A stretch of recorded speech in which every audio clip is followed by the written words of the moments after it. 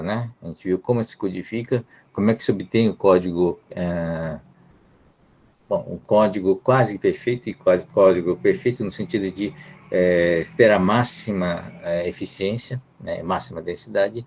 E vocês aprenderam um conceito importante do que é quantidade de informação, que é a partir da teoria do Shannon. Essa codificação, né, da quantidade de informação permitiu as teorias em cima da codificação. Tá? Então, essa é uma contribuição muito importante de Shannon. Acho que, apesar de Shannon não trabalhar diretamente com a codificação, ele deu bases para que a codificação pudesse ser trabalhada de uma forma mais consistente.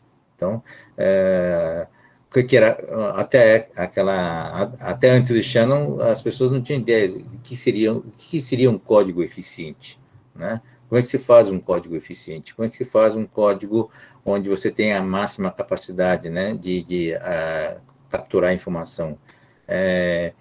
Como é que você faz um código onde você evita perdas de informação, né? Então, todas essas teorias vieram depois em cima do que o Shannon estabeleceu em termos de quantidade de informação. Tá? Nas próximas aulas, a gente vai avançar um pouco, né?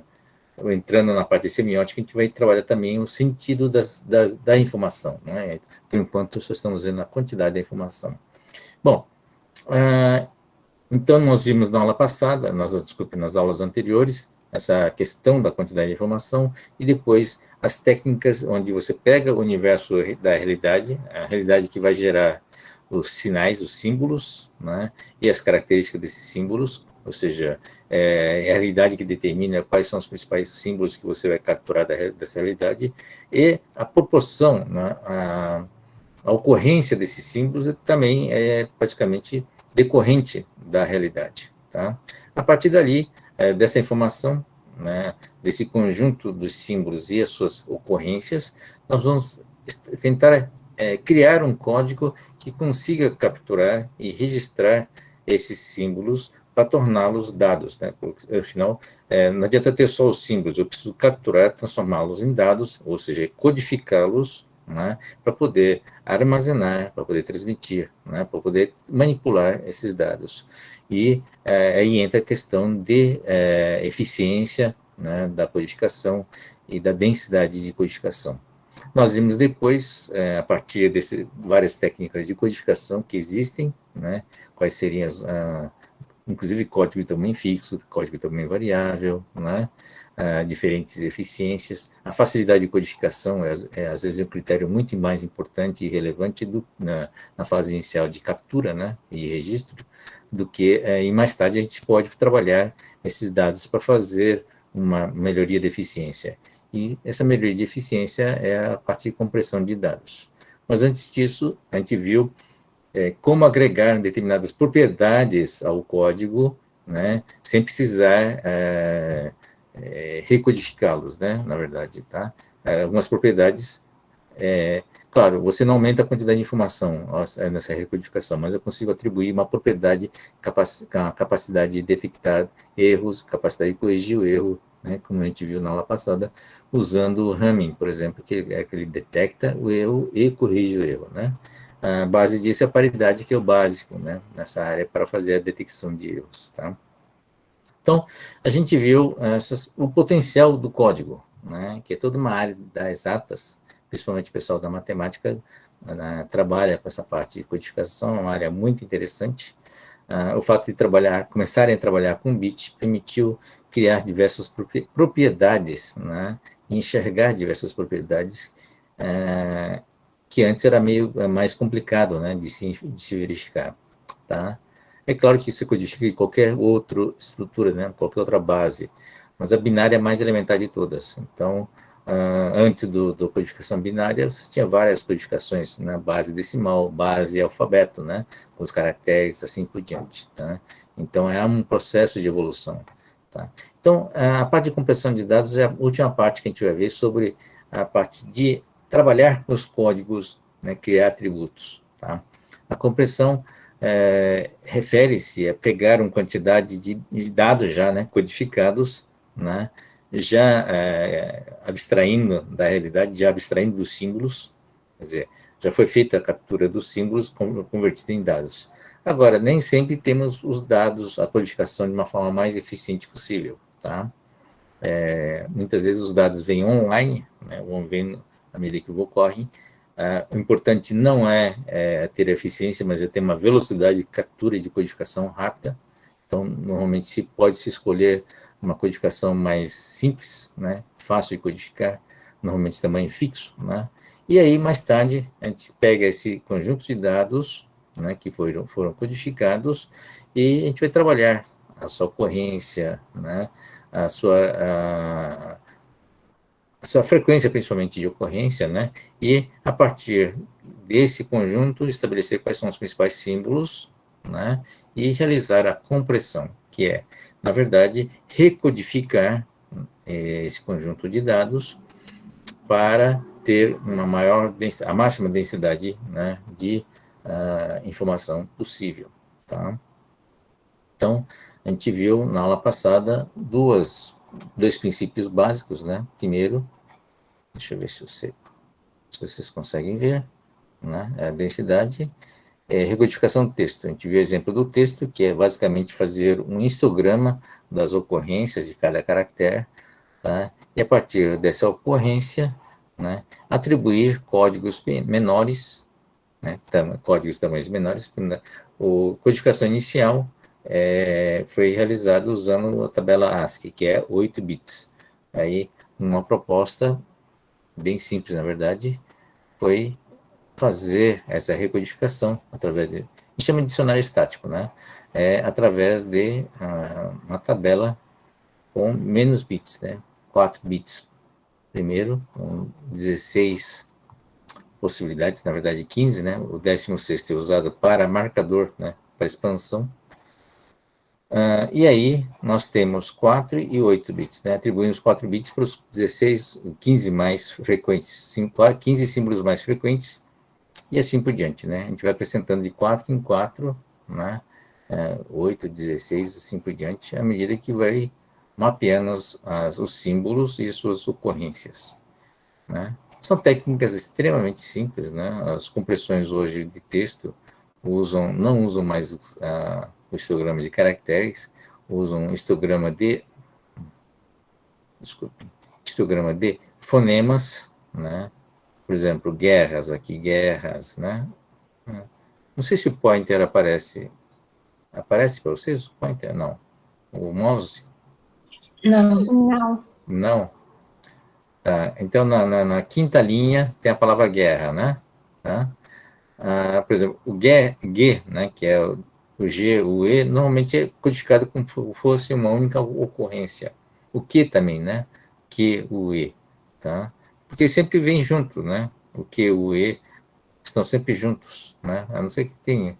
Bom, tá certo, existem outras combinações, mas de maneira geral se trabalha com fonemas para você ter um conjunto de caracteres. Então, é mais fácil às vezes codificar as ocorrências desses conjuntos. Tá? O que se tenta achar, né? Na verdade, tenta achar as ocorrências únicas, né? E tentar isolá-los e ver as demais combinações que se repetem. Então, normalmente, ou são fonemas, ou são palavras, inclusive até inteiras, né, tá, que são codificados, e dessa forma você tem uma maior eficiência no processo de codificação, de recodificação. Tá? E aí, porque é importante reduzir aqui a variedade, né, reduzindo o espaço aqui de variações, tá, você tem aqui, você tem que atribuir menos códigos aqui. Tá? Então, você precisa de menos bits. Tá? Então, essa é a ideia geral. Então, mesmo num processo bem simples, você consegue reduzir para 44%, nesse caso foi para 44%, tá? Mas os compressores profissionais, principalmente para texto, você consegue ter uma compressão de ordem de reduções de até 80%, quer dizer, 20%, né, fica 5 vezes menor do que o tamanho original, tá bom? Esses são os compressores de texto, tá? Outros tipos de compressão, né, já exigem um pouco de perda, né? São, por exemplo, esse aqui é um processo onde foi feita uma compressão com a redução da faixa dinâmica, tá? a ideia, novamente, né, em vez de codificar os valores absolutos que foram codificados aqui, né, no processo de digitalização, o próprio processo de digitalização é uma captura, né, é uma anterior ao tratamento da codificação, tá? Antes de fazer a compressão, eu tinha que fazer a captura, ou seja, converter a realidade em código binário, tá? E essa captura já implica normalmente em erro, principalmente na digitalização. São os dois erros, né? O de amostragem e o de quantização, tá?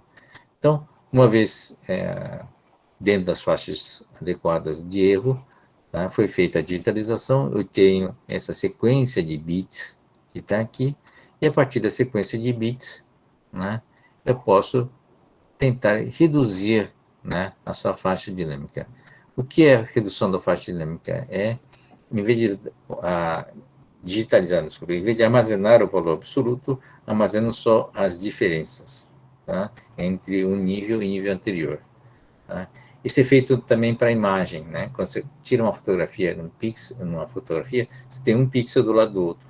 Dificilmente você tem uma transição grande de luminosidade ou de cor de um pixel para o outro, né? Um vizinho do outro. Normalmente você tem variações pequenas, né, de um para o outro em função de algumas transições das imagens, tá? Isso é normal, numa fotografia, principalmente, tá? Então, armazena-se nos processos de codificação de imagens, normalmente armazena-se só a diferença de um pixel para o outro, tá? Então, essa é uma redução da faixa dinâmica. E aí, nós temos essa questão de eficiência e redundância, tá? Aumentar a eficiência, né, significa que nem usar o código Shannon ou Huffman, né? Eu estou pegando a quantidade de informação disponível, né, a partir dos símbolos, a partir das suas ocorrências, e colocando no menor código possível. Quer dizer, eu estou usando o menor espaço de código possível para jogar essa quantidade de informação. Tá? Então, é máxima eficiência, eu consigo obter máxima eficiência, mas, em compensação, eu perco toda a redundância. Não, tá? A gente chama de redundância aquelas margens que a gente tem para erro. Tá? Então, imagine um código 100% eficiente, sem códigos detectores de erros e correção de erros, porque esses códigos só aumentam o tamanho, só reduz a eficiência, tá? Tem um atributo a mais, mas reduz a eficiência, né? Nesse ambiente, nessas condições, cada bit, né, dentro desse universo de código, ele carrega a máxima quantidade de informação, ou seja, qualquer perda desse bit, qualquer bit errado aí, ele provoca muitos estragos, tá? Pode provocar, inclusive, perdas, né, bom, depende da codificação, pode provocar muita perda de informação. Então, o exemplo aqui nessa redução de faixa dinâmica, acontece, por exemplo, você codificou aqui essas variações, um por um, né? Mas se um deles aqui, no fundo, cada bit que está aqui nessa codificação de um bit, tá, representa um valor de 15, que é a diferença entre um e outro. Se você perde um desses bits, ou esse bit tem um erro, tá, em vez de 1 vai para 0, esse 15 passa a ser 0. Né, passa a ser interpretado como sendo zero. E nessa situação, a partir desse ponto, como é diferença, né, tá, é acumulativa. Tá? Então, a partir daí, todos os bits, quer dizer, todos os níveis passam a ser errados de 15, porque você fez um deslocamento. Como guardei só a diferença, não dá para perceber isso, né? Tá? Como guardei só a diferença, tá? Se eu perco a diferença, todos eles se deslocam a partir desse ponto. Tá? Então, por isso, algumas compressores, principalmente de sinais, como áudio, né, ele, de vez em quando, imagem também, de vez em quando ele põe um valor absoluto no meio para que eventuais distorções, eventuais erros possam ser corrigidos com um valor absoluto. Tá? Então, por exemplo, se você perdeu alguma coisa, alguma informação no meio, toda informação subsequente fica deslocado, mas de vez em quando aparece um bit com valor, desculpe, um conjunto de dados que restabelece o valor absoluto. Com isso, eu recupero o meu erro, tá? Então, são alguns dos truques utilizados para reduzir ou para suportar, né, eventuais bits errados, tá? Bom, essa é a questão, né? O papel do código detector e código corretor é justamente compensar, né, essa perda de redundância, tá bom? Português, você sabe, todo texto tem uma redundância muito grande, né? Já vi essas brincadeiras de você ter um texto onde você tem vários caracteres errados, mas mesmo assim você consegue ler, entender o texto. Eu posso trazer alguns exemplos aqui, tá? Mas são exemplos onde de texto, né, que você tem uma redundância elevada porque você tem essas características de você conseguir compreender o texto mesmo com alguns caracteres errados, tá bom? Ou faltando.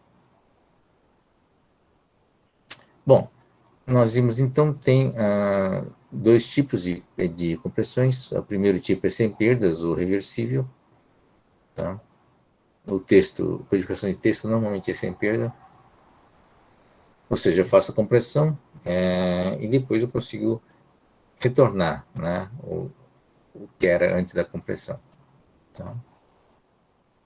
Agora, tem compressões com perdas ou irreversíveis, ou seja, esse é um tipo de sinal, por exemplo, isso aqui, ele potencialmente não tem erro, mas ele pode ser um sistema que pode ter perdas. Por exemplo, a diferença foi codificada em dois tipos apenas, 0 e 15, né? Aqui era uma reta, né? Sendo uma reta, a diferença entre um valor e outro, entre uma amostra e outra, é uniforme, tá? Mas se fosse uma curva, por exemplo, uma reta ligeiramente torta, por exemplo, ou com ondulações, essa diferença, em vez de ser 0 e 15, pode ter um 14, um 16, né? Alguma coisa próxima de 15, e eu arredondo para 15, justamente para evitar de ter mais um código, né? Mais um valor que deve a ser codificado. Tá?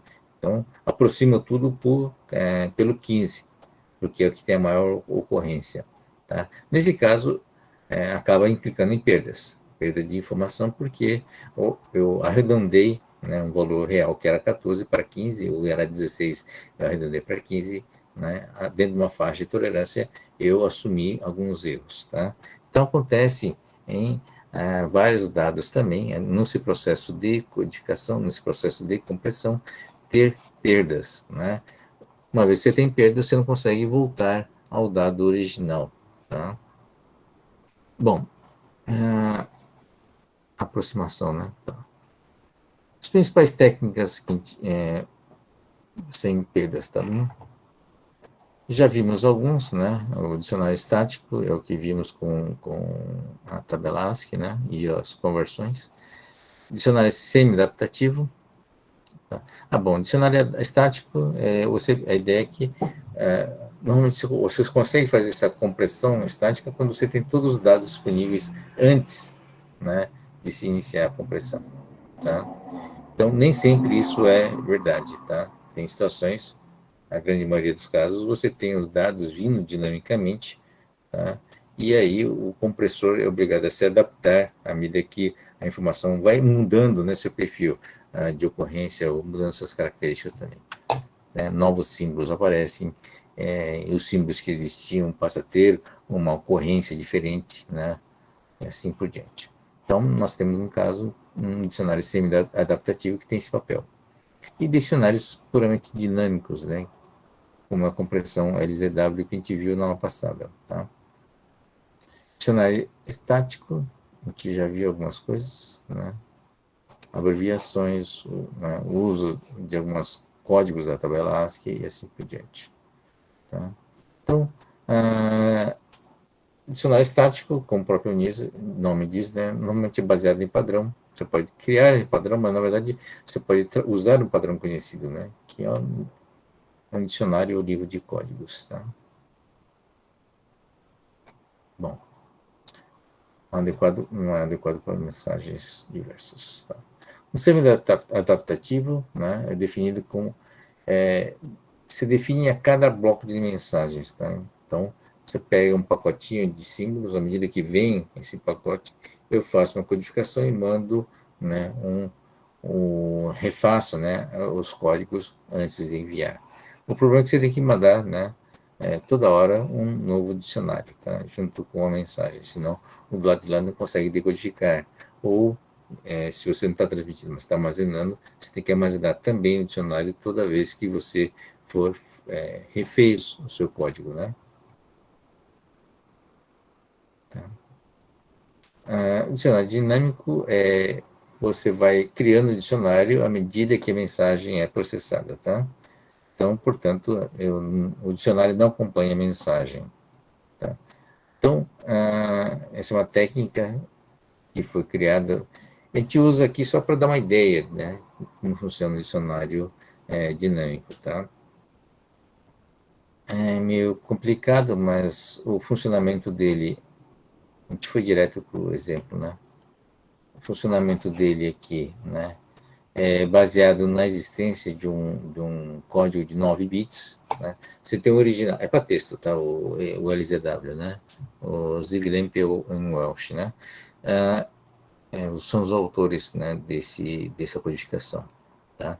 Então a ideia é, à medida que você vai vai transmitindo, né, a mensagem a ser transmitida, esse que está lá em cima, em negrito, né? Vocês viram que ele repete vários caracteres, né? Então foi feito de propósito para vocês verem como é que essa repetição gera gera essas alterações, né, no processo de codificação, tá? Então, a eficiência dele é mais baixa do que fosse uma compressão offline, né? Tá? Uma compressão pós-dado, tá? Em compensação, você não precisa ter dicionário, ele vai adaptando à medida que você vai transmitindo, tá? Meio complicado, né? Meio chato, mas a ideia básica é você usar o nono bit, tá? O nono bit significa o seguinte, que o dado são 8 bits originais de texto, ou seja, eu trabalho com a tabela ASCII, em princípio, tá? Então, quando vem o nono bit, significa que estou usando um elemento do dicionário, tá? Então, o 256 e o 257 são reservados, tá? O 8 bits vai ter 255, né? De 0 a 255, né? E o nono bit é acionado para indicar, né, alguns controles e também a parte do dicionário, tá? Nesse caso aqui, o exemplo, né? Tem a parte de codificação aqui em rosa, tá? Está sendo transmitido inicialmente, né, o ITTY, tá? Em ASCII, I, T, T, Y, o I é o 105, o T é o 116, na tabela ASCII, vocês podem conferir, tá? E à medida que vai saindo esses códigos, tá? Ele vai montando, né, na coluna seguinte, no dicionário. Então, a cada 2 caracteres, a ideia é que cada 2 caracteres que não estão antes no dicionário, o dicionário começa vazio, né? Ele vai agregando, né? Vai criando um código novo. Então, o I é sozinho, é o primeiro caractere, não tem código, né? Quer dizer, não vai no dicionário, mas fica armazenado o I, né? Aí o caractere seguinte, que é o T, tá? Ele pega o I e o T, né? E cria o 258, né? Que significa IT. Veja, 258 é o nono, já tem o nono bit ativo, né? É acima de 255, tá? O que é transmitido? O que é transmitido aqui está em verde, tá? Depois do start, né? O start faz com que o do lado de lá do receptor já limpe o dicionário também, né? Ele recebe o I puro, né, em ASCII, porque não tem código ainda, né? Tá? Não tem entrada no dicionário. Depois tem o T, ele manda o T também em ASCII, o T também em seguida, né, também em ASCII, e à medida que vai mandando os caracteres, tá, ele vai montando uma tabelinha com novos códigos, né, no dicionário, de 2 em 2. Então, o primeiro, o 258, ele montou com I e o T, o segundo com T e T, o terceiro com T e Y, o quarto, né? O 261 é o Y espaço, espaço B e assim por diante. Então, ele vai montando. O importante é que ambos, tanto o lado transmissor ou decodificador como receptor, tenham o mesmo dicionário, tá certo? Do lado de lá, da decodificação, ele também está montando o seu dicionário com essa mesma regra. À medida que vai recebendo os caracteres, ele vai montando uma combinação de dois em dois novos, né? Tá? Então, recebeu o I, né? Ele armazenou o I, recebeu o T, ele criou o 258 com o I e o T. E à medida que vai recebendo os demais caracteres, ele vai montando o seu dicionário também, tá? Até que, deixa eu ver aqui, tem o BIT, BI, BT, tá, aqui, tá? O 1, 2, 3, 4, 5, 6, 7, tá? Você mandou na codificação o I, T, T, Y, espaço, B, né? Por enquanto são todos caracteres que foram todos para o dicionário, tá? E novamente apareceu o I, pela primeira vez, né, aparece um caractere, o I, que consta do dicionário, pelo menos o começo dele. Tá? Então, ele não mandou depois do B e I, ele não mandou o I, por quê? Tá? Porque ele viu que tem o 258 que começa com I. Ele está checando todo o dicionário, tá? Todos que estão no dicionário. Bom, então, pode ser que venha um T depois. Por isso que ele não mandou o I de imediato. Tá? Então, do lado de lá, no verde, naquele espaço reservado para o I, ele não mandou o I. Tá? Bom, de fato, depois do I, né, o BI, veio um outro T. Então, IT, eu falo, opa, IT eu tenho no dicionário. Tá? IT tem no dicionário, então eu vou mandar o 258. E aí foi o que aconteceu. Lá do lado verde, tá? Tem um tracinho que era para ter o I do I, não foi, mas ele mandou o 258, que é e mandou o que equivale ao IT, certo? Do lado de lá no dicionário, né, na decodificação, já tem o IT também, né? O 258 como sendo o IT. Tá? E na saída deu IT, colocou o I e o T. Tá? Então, essa é a ideia básica. Não vou conseguir seguir isso, né? Tá? Você tem a montagem do dicionário sendo feita dinamicamente, tá? Vai usando esses caracteres de 9 bits, que é acima de 258. Bom, o que acontece quando fica tudo cheio, né? Ele começa do zero, desculpa, do zero. Assim que estoura o limite, né, que é o 513, né, 512, desculpe, tá? Ele volta para o 258. Tá? Então, ele vai eliminando. Mas ele começa com um conjunto de 2 em 2, mas quando há uma repetição, né, de 2 com o terceiro, ele monta um código com 3 elementos. Você pode ver aqui, o 264 tem 3 elementos, o I, T e T. Tá certo? E assim, né, o 268, por exemplo, tem 4 elementos, espaço, B e N. Então, o que acontece, né? À medida que aparecem textos, o trecho de textos repetidos, ele vai agregando aos poucos e criando novos, né, grupos, né, que a partir de um único código de 9 bits, né, começa a equivaler vários caracteres agrupados no único código. Assim ele vai crescendo também. Mas para que ele cresça, ele precisa ter sempre o código em par. Tá? Esse 4 bits, por exemplo, né, 4 caracteres, e aqui já existia o 266, que tinha um espaço BI, né, ele acrescentou o N. Então a regra é, ele monta um novo maior a partir de um que já existia. Tá? Então é sempre sempre dois elementos, dois pares, né, de caracteres. Um pode ser o ASCII ou um outro com 9 bits, tá? E mais um caractere novo. Tá? Então é assim, vai crescendo, tá? De um em um e vai criando um dicionário cada vez maior. Tá? ele se adapta, então, a qualquer caractere, qualquer entrada que venha a aparecer. Tá? E o importante é que do outro lado, né, do lado que está decodificando, vai fazendo a mesma coisa que o lado do transmissor, tá? Vai criando também o seu próprio dicionário, e o mais importante, os dicionários têm que ser iguais, né? Senão você não consegue decodificar, tá bom? Esse LZW, tá? Esse algoritmo que está aqui, está melhor explicado numa transparência que eu coloquei à parte, né? Vocês podem ver no TDIA, no repositório do TDIA, tem um exemplo específico, esse exemplo específico mais detalhado, tá bom? Então, voltando, só para vocês lembrarem, né? Tá? Qual que é o objetivo da LZW? Eu não vou pedir nesse nível de detalhe numa prova, tá? Então, seria um absurdo, né? Tá? O importante é que vocês saibam que existe uma coisa chamada uma compressão, né? Que está usando... Desculpe, deixa eu voltar aqui, tá meio cheio de exemplo, tá? Então, é um dos exemplos de um dicionário dinâmico, tá?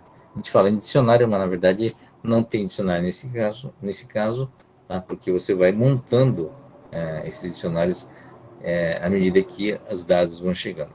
Então, independente dos dados, essa mesma lógica, né? Se usamos a lógica do texto, tá? Mas você pode usar para qualquer tipo de sinal, tá? Desde que seja binário, vai vindo os sinais e ele vai adaptando, né, o padrão, né, a codificação de acordo com o sinal que chega. À medida que vai chegando, ele vai montando o seu próprio dicionário. Aí a gente chama essas técnicas, né, de criação de dicionários, a gente chama de dicionário dinâmico, tá? Então, bom, são todos exemplos de compressão sem perdas, baseado em 3 tipos de dicionários, tá bom? Dúvidas? Vamos lá, gente. Alguém já desistiu, já foi jantar? Estão todos vivos ainda? Sim, professor. Tá bom, então. Tá firme e forte, né? Todo mundo entendeu? Esses são princípios, né? A gente chama de algoritmo todas essas lógicas de manipulação de bits. Você pode ver que codificação manipula bastante bit, né? Tá? Então, toda essa área de compressão e descompressão é extremamente dependente de computador, né? Dependente de processador para fazer essas manipulações, tá? Deu para perceber também, né? E precisa, claro, fazer um programa de computador para executar esses algoritmos todos. Né? Então vamos rapidamente. Tem o dicionário adaptativo, semi-adaptativo e o dinâmico, que é esse exemplo do LZW. Bom, tem aqui outro exemplo, tá? Não vou entrar no mérito, mas vocês vão encontrar isso então, tá? Tem um exemplo específico, mais detalhado, caso vocês precisem de explicação, do compressão LZW, tá? Talvez nessa quinta-feira, na aula de atendimento, a gente dê uma reforçada nesse algoritmo, tá? Lembrando, nessa quinta-feira a gente vai ter uma aula normal, tá? Inclusive com assunto novo. Bom, aqui um exemplo, né? Qual foi a redução? A redução aqui, nesse caso, nesse primeiro exemplo, é muito pequeno, né? A compressão é pequena também, porque são poucos caracteres. A eficiência dele não é estática, a eficiência dele vai melhorando à medida que você vai mandando os dados, tá? Mas vai depender realmente de quais são os dados que estão chegando.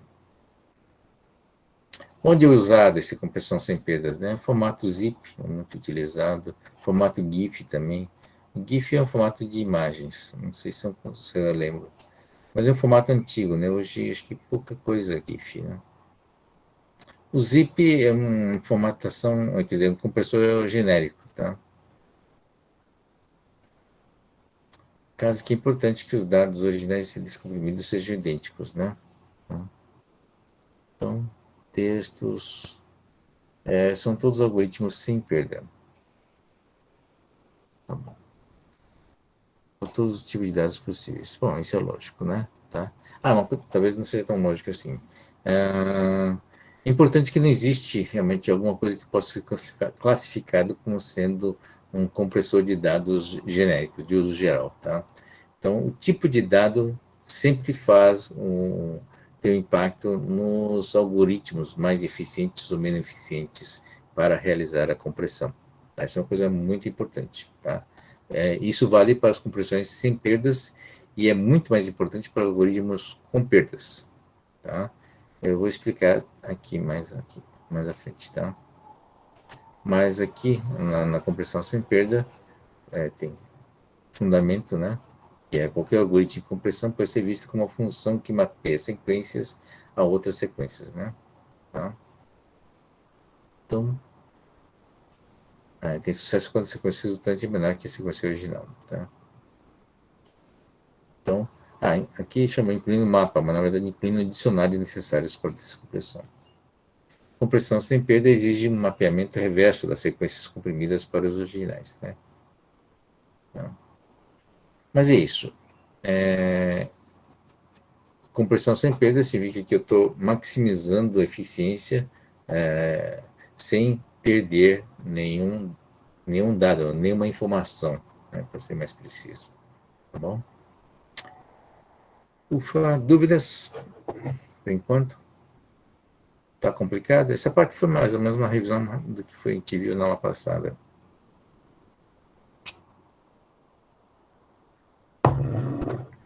Tranquilo, né? Tá. Talvez a parte mais chata seja o LZW, mas o importante de lembrar no LZW é que existem algoritmos, é que é possível construir algoritmos que fazem coisas chatas, né, como compressão sem perdas, né, de uma forma dinâmica. Tá? Esse universo de algoritmos adaptativos é muito extenso, né?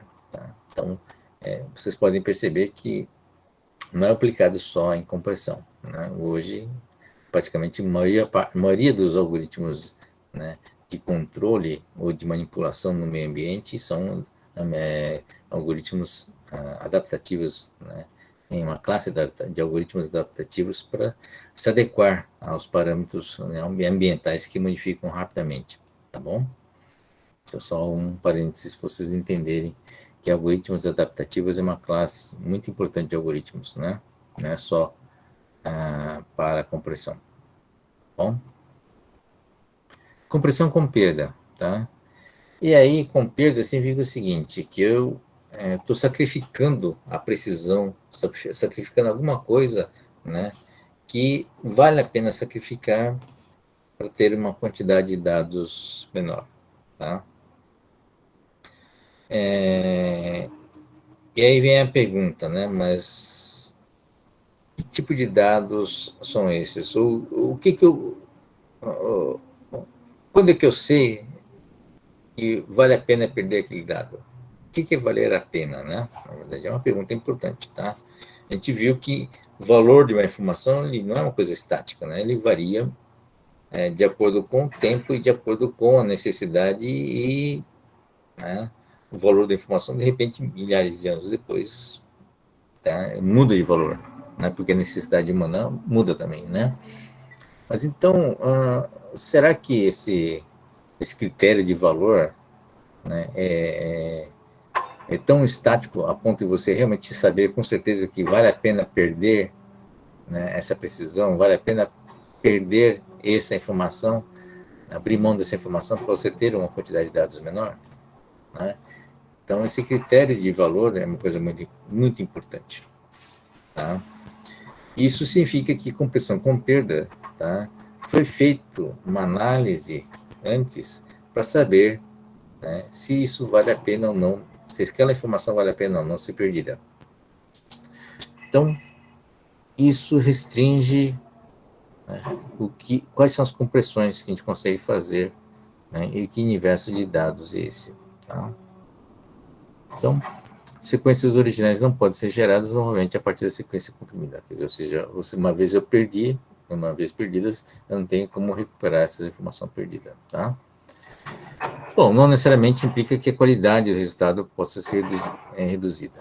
Por exemplo, eu posso eliminar o ruído, né, em imagens e sons, ou seja, em vez de comprimir esse junto, né, tiro esses ruídos, tá, e que reduz minha faixa dinâmica, que reduz, né, minhas variações, e eu consigo ter menor quantidade de dados, menor quantidade de códigos finais, né? Algumas perdas de imagens também não são imperceptíveis para o humano. Tá? Então, esse é o critério de valor. Tá? É por isso que compressões com perdas são limitadas a determinadas características, a determinado tipo de dado. Tá? Não são dados de tabelas ou dados científicos que eu consiga valorizar, né, um determinado dado em detrimento de outros. Tá?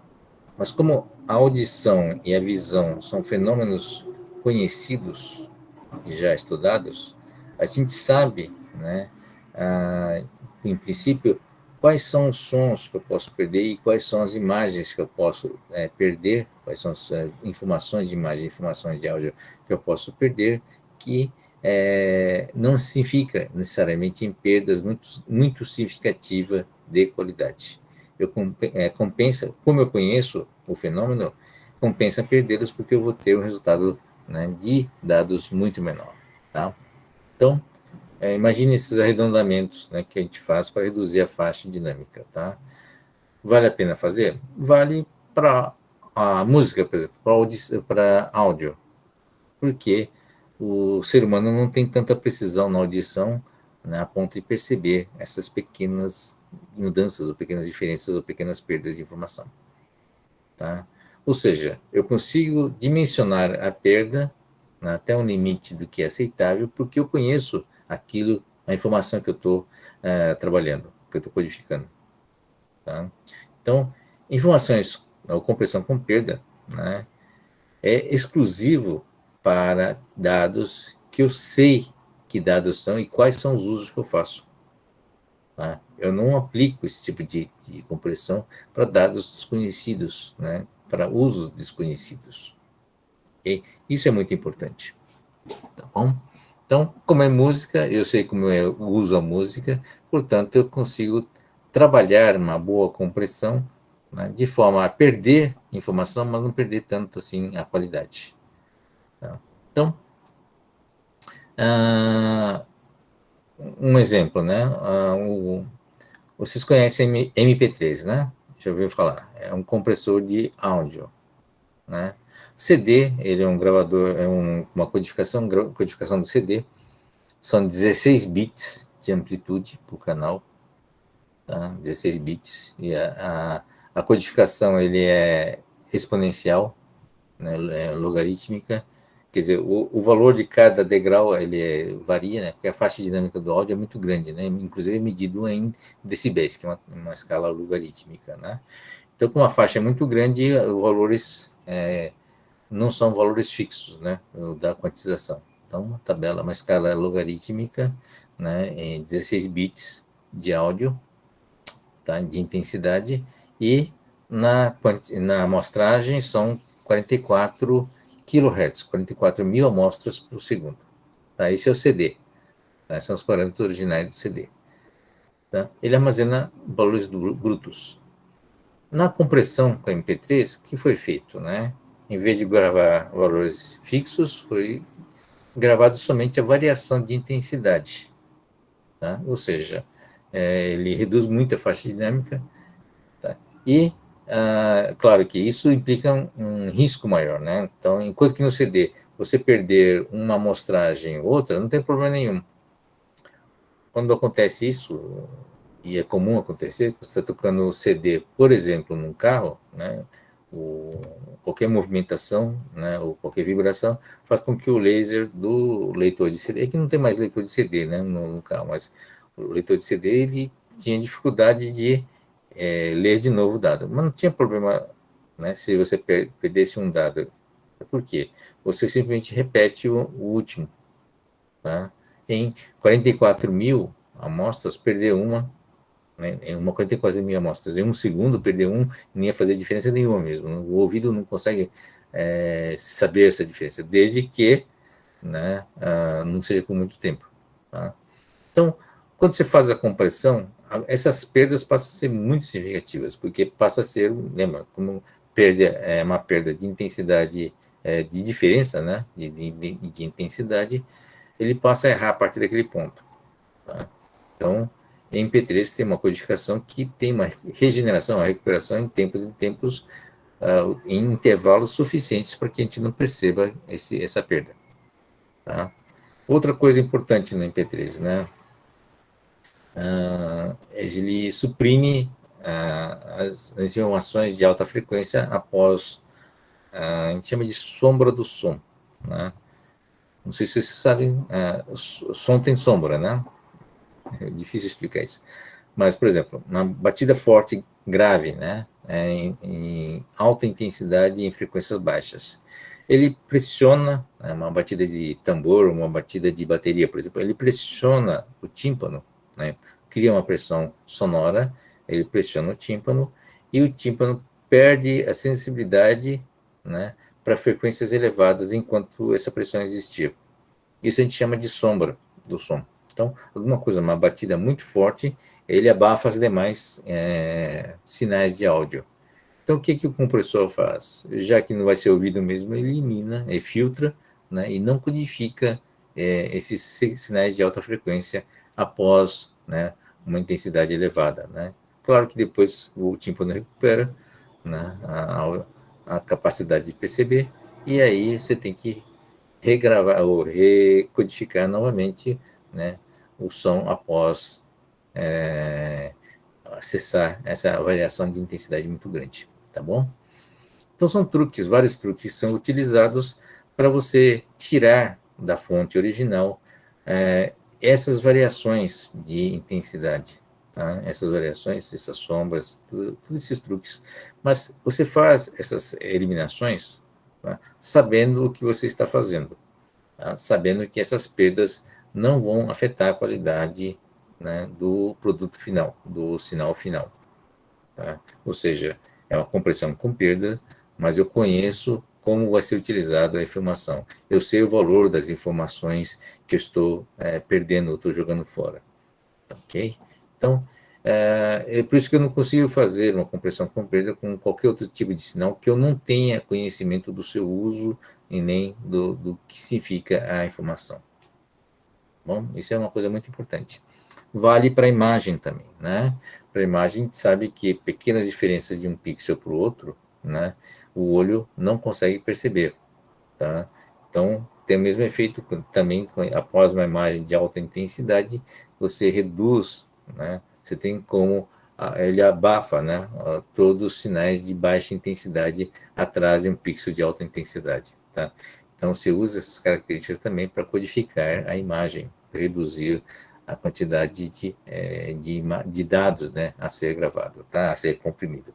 Então, esses são processos que tem perdas, né, nos dados, mas são perdas que não têm problemas, né, porque você tem um olho humano por trás, né, que não tem a capacidade de perceber.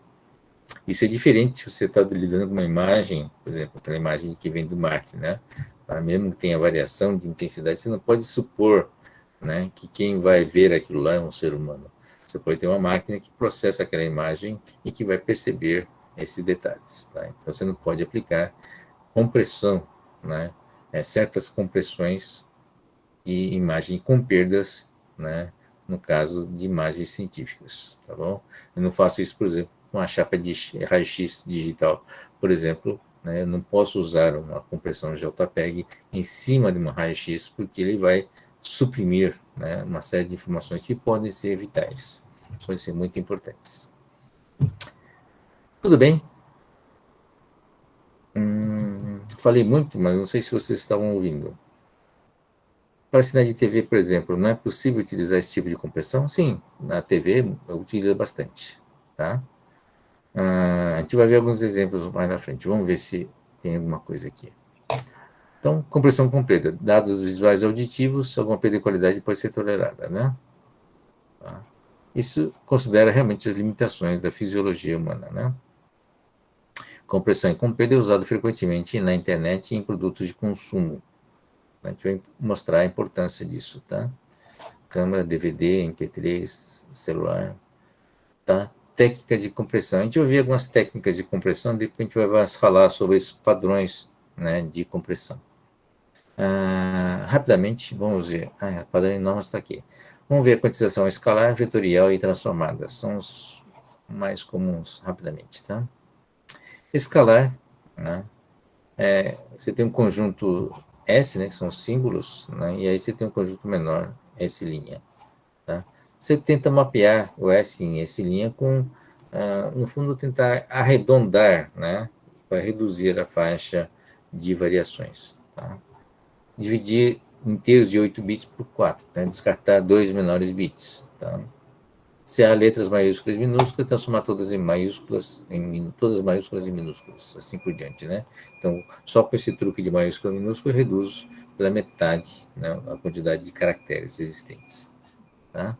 Você tem perdas, né, das maiúsculas, mas isso às vezes não perde informação, né? Você não tem uma perda significativa de informação se você reduz tudo para minúscula, né? Tá? Mapeamento em muitos para um, ou seja, você está reduzindo uma variação de caracteres para um universo menor, ou seja, tem uma perda e você não conseguiu voltar para trás. Tá? No caso da imagem, né, reduzir o número de bits, cores e níveis de escala de cinza com imagens. Né? Monitor de computadores, né? Classificar a intensidade, frequência e componentes, imagens em som em grupos, né? Bom, isso é usado em JPEG também. O JPEG utiliza muitas técnicas, tá? Um mapeamento uniforme é onde você faz essa conversão, né, de uma forma uniforme. Deixa eu ver se tem alguns exemplos na imagem. Não uniforme. Bom, no caso do MP3, no caso do áudio, né, é um exemplo. Tá? Você tem um mapeamento que não é linear, né? Você tem um bom, você vê que o dado original já não é linear, né? Ele é um logarítmico, né? Então, quando você faz uma redução dessa faixa de variação, essa redução também não é linear. Então, eu gravo somente as diferenças, no caso do MP3, né? Nessa redução pelas diferenças, eu também uso uma escala não linear para as diferenças, tá? Mantenho a escala logarítmica para as diferenças. Então, esse, no caso, é uma quantização não uniforme.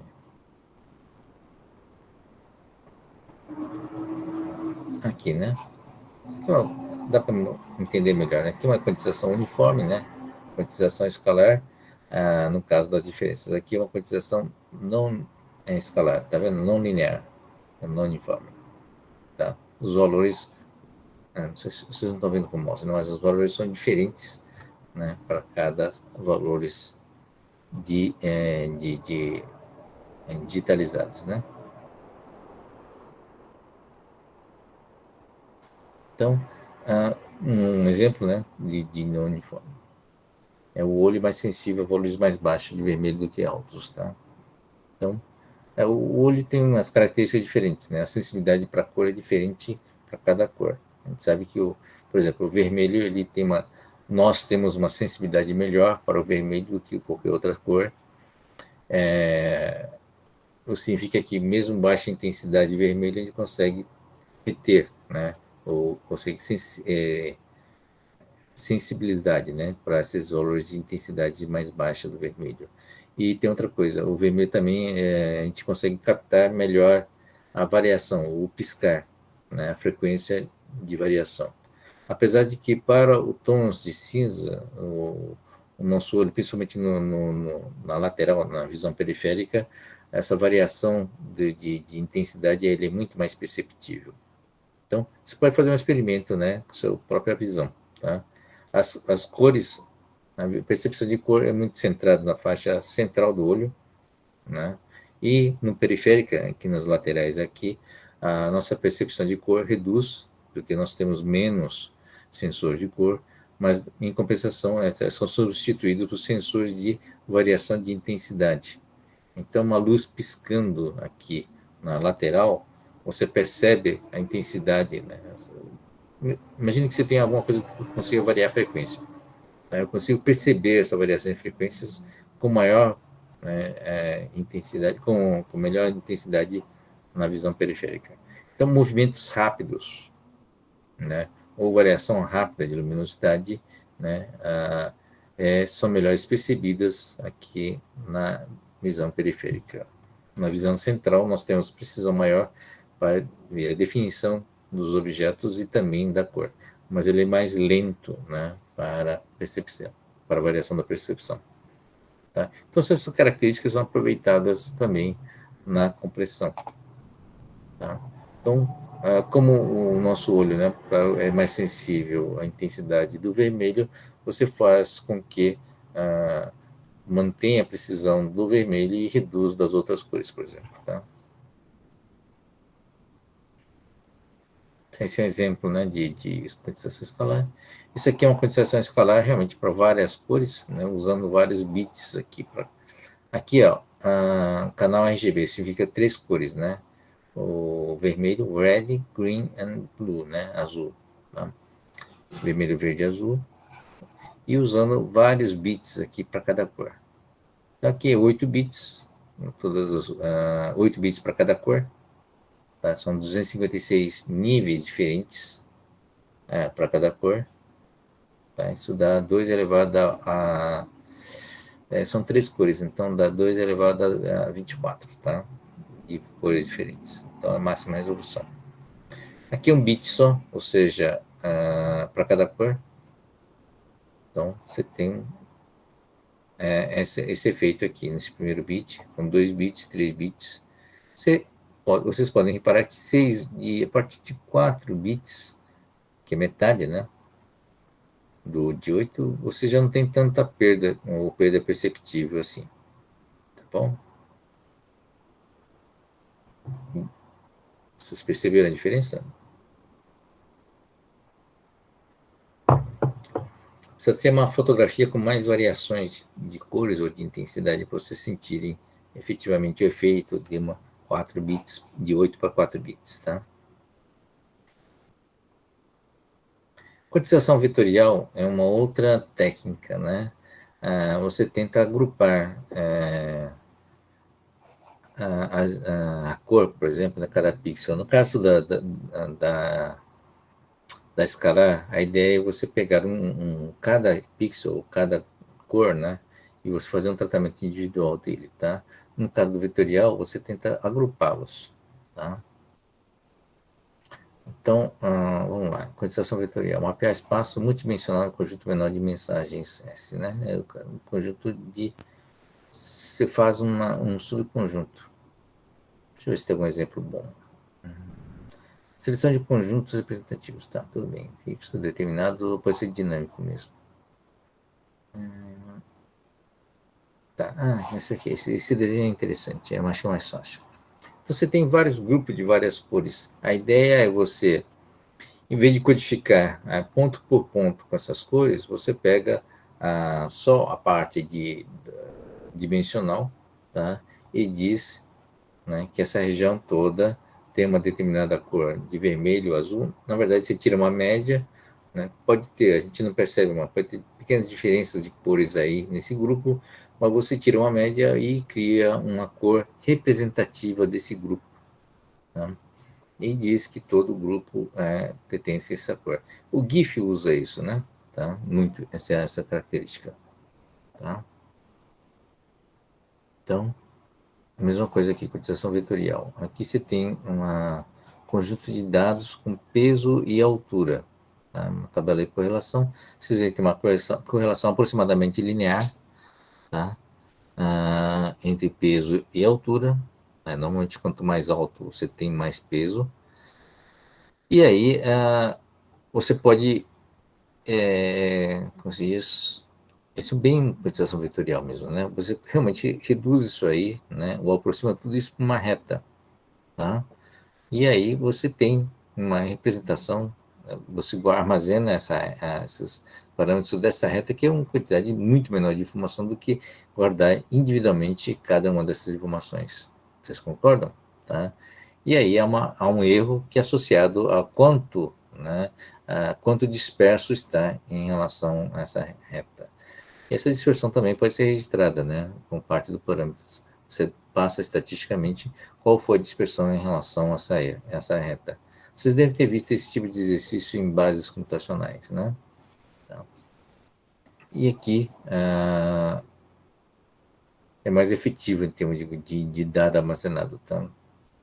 Então, você não precisa guardar, não sei quantos dados tem aí, mas você não precisa guardar 50 dados, basta armazenar o dado de uma reta, que é deslocamento mais a inclinação da reta, né? E, eventualmente, até um valor só da dispersão. Dúvidas? Tranquilo, né? Fica claro que é um arredondamento, né? Tá? E que isso aí você tem uma perda também. A pergunta do Vinícius é se a compressão utilizada na TV é vetorial. A gente vai chegar lá, tá? A TV é muito mais sofisticada, porque por enquanto a gente está vendo só imagens estáticas, tá? São técnicas utilizadas em fotografias, né? Fotografias ou então em imagens desenhadas, né? Por exemplo, aqui, vetorial, né, desse jeito aqui ou desse jeito aqui é muito utilizado no GIF, né, que é GIF ou então aqueles, esqueci o nome do padrão que substitui o GIF. Bom, esquece. GIF é um padrão relativamente antigo, existe um padrão novo, né, para imagens. São imagens geradas por computador, né, que tem várias áreas da mesma cor, tá? Que não tem essas variações todas que a gente vê numa fotografia.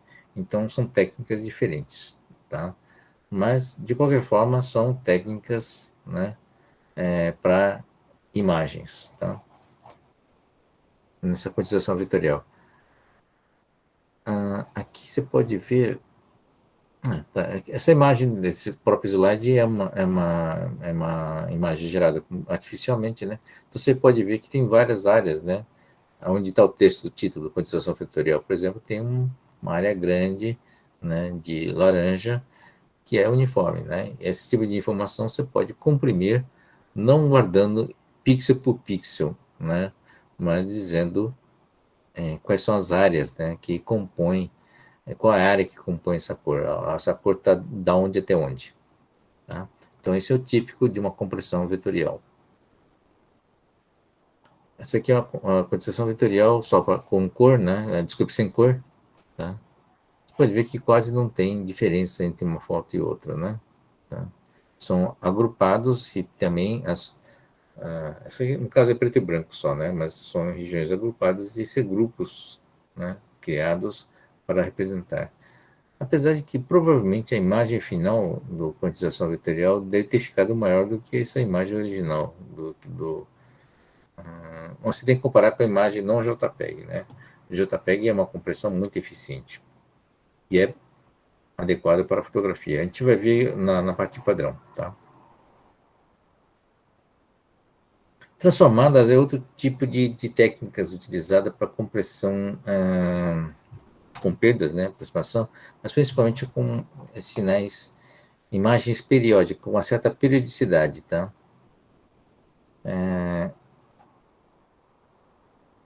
Tá. Então tem vários transformadas: seno, cosseno, polinômios, harmônicas, esféricas, funções de Bessel, wavelet, né? Wavelet trabalha com dois, é muito usado em vídeo porque trabalha com duas dimensões, dimensões físicas e o tempo também. A propriedade da compressão no fundo, tentar descorrelacionar os dados, tá? Usar as transformadas para descorrelacionar os dados.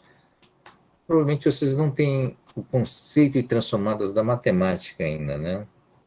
Vocês viram transformada de Laplace, transformada de Fourier?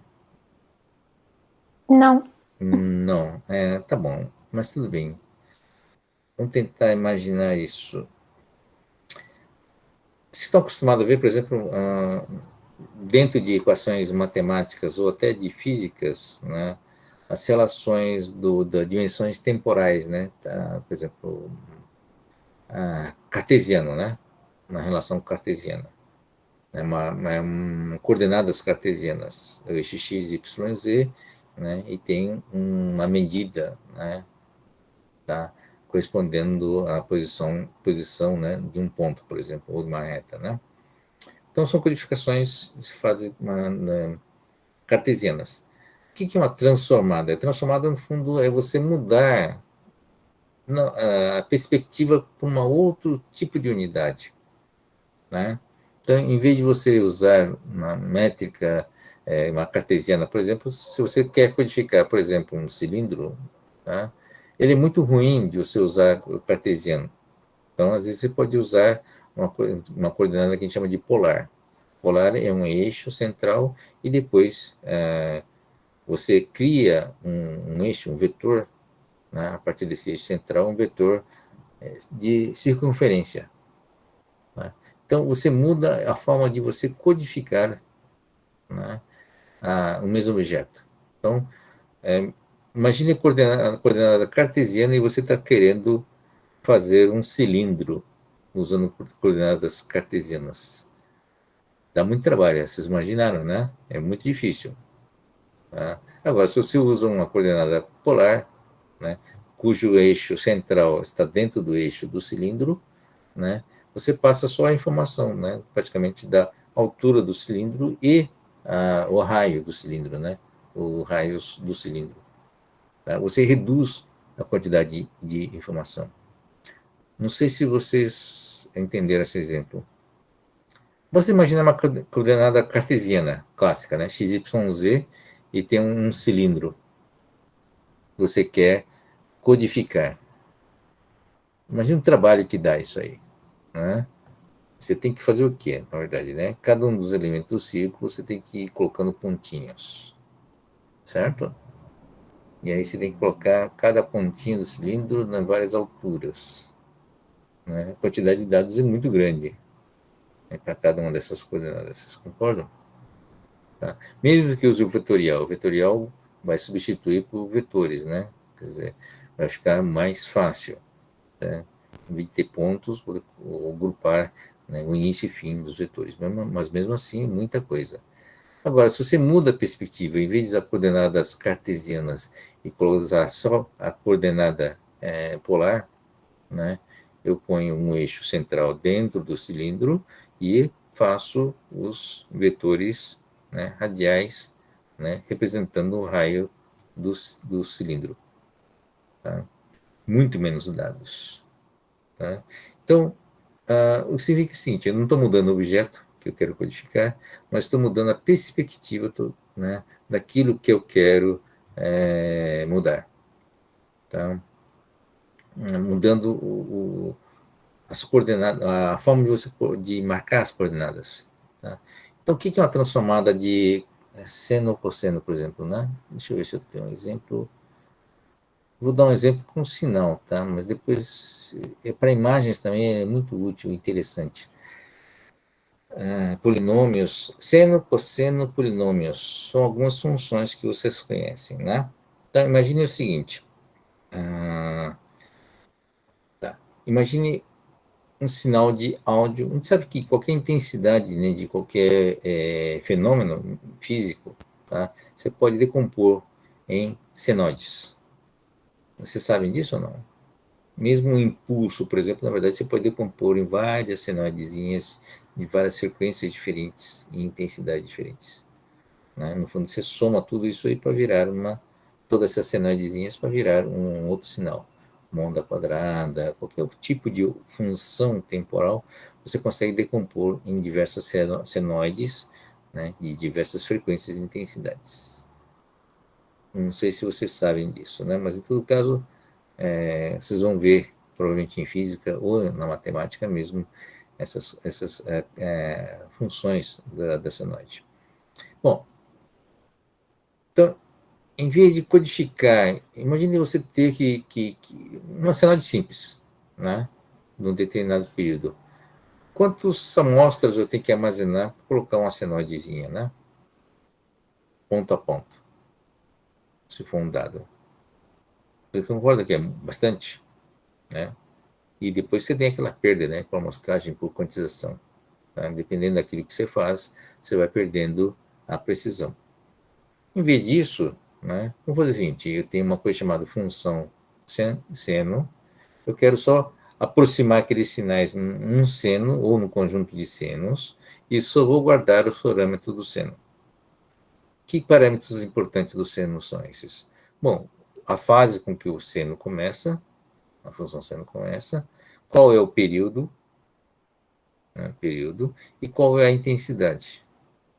São 3 parâmetros apenas, certo? Isso independente do domínio do tempo. Tá? E aí eu pego qualquer sinal complicado, diz que é soma de senos, certo? Ou de cossenos, e eu pego isso aí e vou decompondo isso em vários senos. Se for um sinal que eu preciso de 10 senoides para representá-lo, eu pego só 10 parâmetros de 3 parâmetros de cada cena, portanto, 30 dados, né, é o suficiente para que eu possa armazenar com uma certa precisão, né, esse sinal. Deu para perceber? Né? Então, essas funções transformadas, na verdade, ele muda o domínio, né? Sai do domínio, por exemplo, nesse caso da cena, é um domínio temporal, né? Onde você tem intensidade e o eixo do tempo, né? Agora, imagine se você tem um outro domínio, que não consigo descrever, né, visualmente, onde meus parâmetros, da mesma forma que a coordenada polar, né? Minhas coordenadas são todas em função do seno, tá? São todas, estão no domínio do seno ou do cosseno, tanto faz, tá? E aí, tá, aparecem essas funções. Eu faço uma conversão, né, através de um processo de transformada para senoides. Né? E com isso, ele reduz bastante a quantidade de informação, desde que, né, meus processos, né, de transformação e também meus dados, você tem perdas, né, porque dependendo da precisão que você tem, né, você não consegue representá-lo 100%. Tá? Suponho que seja um sinal que tem 1000 senos, né, mas aí eu ignoro alguns senos que não são significativos em termos de intensidade, não contribuem tanto, e aí deixo só uma quantidade mais significativas. Tá? Então, esse é um processo de transformada onde eu consigo obter uma quantidade menor, mas mais significativa e mais precisa do que qualquer outra técnica que eu possa usar para reduzir a quantidade de informação. Não sei se ajudou ou não. Talvez seja melhor pegar uma outra função. Aqui tem harmônicas, mas... Tá. Uma outra transformada, a transformada de Fourier é uma transformada em um domínio da frequência. Tá? Você faz essa transformação, imagine o senoide novamente, né? O senoide é no domínio do tempo, tem um eixo da intensidade e eixo do tempo, tá? Então, eu vou substituir isso aí com uma única barra, tá? Eu tenho um eixo, que é o eixo da intensidade, e em vez de ser no domínio do tempo, está no domínio da frequência, né? Então, imagine dois senoides compostos, sei lá, se bem que a função Fourier não representa a fase, vamos imaginar assim. São duas senoides, uma está em 100 Hz e outra está em 200 Hz, por exemplo. Tá? Então, é um eixo de intensidade e um outro eixo de frequência. Você tem na linha dos 100 Hz, né, de frequência, você tem uma barra, né, e uma intensidade em cima dessa barra. Tá? Isso representa a intensidade da senoide, né, de 100 Hz. E aí, nesse eixo, novamente em 200 Hz, você tem um outro eixo representando a intensidade de 200 Hz. Então, esse é o transformado de Fourier. Então, ali você pega algum fenômeno que tem várias senoides, ou vários cossenos, por exemplo, e você vai colocando as várias frequências e várias intensidades nessa representação, né, do eixo da intensidade e o eixo de frequência, em vez de ser um eixo de tempo. Tá bom? Isso é uma transformada, onde você pega o fenômeno e transforma de um domínio do tempo para um domínio da frequência. Tá bom? Desculpe, faltou o exemplo. Estou fazendo um desenho na mão aqui. Tá? Bom, eu posso trazer na próxima aula, então, tá? Se for essencial. Mas é importante que vocês entendam. Vocês não têm ainda, digamos, muita experiência, talvez. Apesar de que você está no final do primeiro ano, devia ter tido alguma passagem por transformadas. Mas, em todo caso, a ideia da transformada é você mudar a base. Acho que talvez o melhor exemplo é a transformada da coordenada cartesiana para a coordenada cilíndrica, né? Ou coordenadas polares. Tá? No fundo, é você mudar Você não está mudando o objeto em si, mas eu estou mudando a forma de você representá-lo ou coordená-lo, colocar nas coordenadas adequadas. Essa é uma transformação que eu estou fazendo, tá? E com isso, caramba, aula. Não, desculpe. Tem meia hora ainda, tá? Está tendo na base matemáticas, né? Então, mudança de base é isso, né? Uma transformada é um pouquinho mais complicada porque você está mudando, inclusive, as funções, né? É uma mudança de bases de uma função, ok? Tá bom. Conteúdo é isso. Então, com isso, você consegue, essa mudança de perspectiva, vamos dizer assim, faz com que você consiga ver o mesmo objeto de uma forma mais simples, com menos informação, tá? Com menos dados, eu consigo apresentar aquilo lá. Tá? É muitas vezes isso, né? Você tem aqui, ó, cilindro, né? Então, se você muda a coordenada, em vez de você guardar ponto a ponto, eu guardo simplesmente o meu eixo, né? E o diâmetro, o raio, né? Tá? Com isso, eu consigo representar com 3 dimensões, o raio, a amplitude e... só 2, né? Na verdade, eu consigo representar esse objeto. Sem alça, né? Claro, tá bom? Enquanto que se eu usasse uma coordenada cartesiana, tá? Eu precisaria de muito mais dados, né? Seria muito mais complicado representar isso. Vocês concordam? Então, essa é a forma de você usar as transformadas para reduzir a quantidade de informação. Ok? Então, vamos lá. Acho que sempre envolve perdas, tá? Isso a gente pode dizer. Mas em cada transformada, se você escolher a transformada certa, você preserva o essencial. Professor, teve Oi? um exercício que eu fiz uma vez, mas foi de transformada de Laplace, que era de De um Laplace. primo par. A gente tinha que fazer, era uma função de transferência, né? E aí ele relacionava com saída em volts. Ok. E aí dava uma determinada temperatura e a gente tinha que ver quanto tempo gastava, qual que era a variação, né? E você conseguia fazer um comparativo aí de temperatura. Tá Sei que tem certo. vários outros, né? Mas acho que o único que eu lembro, assim, foi esse, que foi mais simples. Legal. Transformada de Laplace é bem utilizada na matemática, principalmente com funções que envolvam a integração, né? Você tem que integrar alguma coisa, a função de tempo, de temperatura, né? Temperatura, você tem variação da temperatura no tempo, no domínio do tempo, né? Mas, às vezes, a quantidade de calor que um determinado objeto é sujeito depende da integração desse gráfico. Dá para entender isso, né? Então, você tem um gráfico, né? Então, você tem a variação em temperatura, mas a quantidade de calor que aquele objeto está armazenando depende realmente da integral daquilo lá. É uma função de uma integral, né, da temperatura no domínio do tempo, mais as perdas de calor que ele tem, e aí você tem o resultado da quantidade de calor que ele está retendo, né? E aí você usa a integral. Mas para resolver determinadas integrais, a melhor forma de resolver, principalmente quando envolve muitos parâmetros, né? Não é usando, não, esse integral, vocês vão aprender a fazer isso na raça, né? Tá? No domínio do x, do dx, do dt, por exemplo, né? No domínio do tempo. Né? É usar a transformada de Laplace, tá? No domínio S, você mata aquilo lá rapidamente, resolve a integral rapidamente, porque você está mudando, né? Você está transformando o domínio do tempo para um domínio mais abstrato que, inclusive, Laplace, né, foi criado justamente para facilitar, né, o desenvolvimento, a resolução das integrais. Tá? Acho que só passando por isso vocês vão ver como é mais fácil você trabalhar com a integral, né, no domínio do Laplace, né, com a transformada de Laplace, do que no domínio do dx dt, né, que você tem que decorar uma série de funções, tá bom? Vai ser uma surpresa que vocês vão ter mais à frente, tá bom? Então, é só para lembrar que a ideia da transformada é realmente você mudar o domínio, né, a perspectiva, a codificação também, para torná-lo mais simples, né, para tentar capturar a essência. Tá? Então, o cosseno, a função dessas transformadas são muito utilizadas em muitos fenômenos, né? E principalmente imagens também, né? Tem uma certa harmônica, tem uma certa repetibilidade. Eu consigo, como todo sinal, né? Você consegue decompor nesses seus elementos básicos, tá?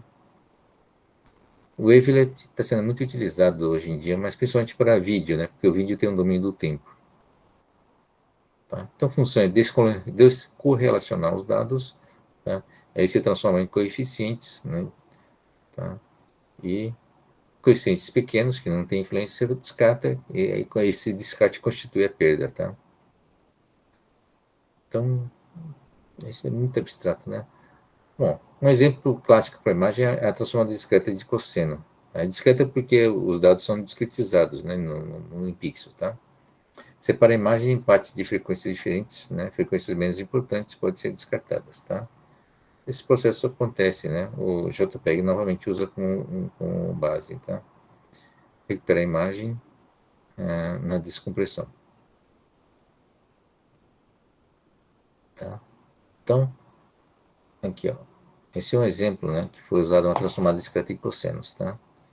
Então, original e qualidades que você tem perdas em torno de 90%, quer dizer, uma redução de dados em torno de 90% sem ter quase nenhuma perda perceptível, né? Aqui, talvez seja mais fácil perceber quando você tem mudanças de tom muito fortes, muito rápidas. Então, aqui, tentam perceber no original a haste da pimenta, né? Aqui, mais comprida.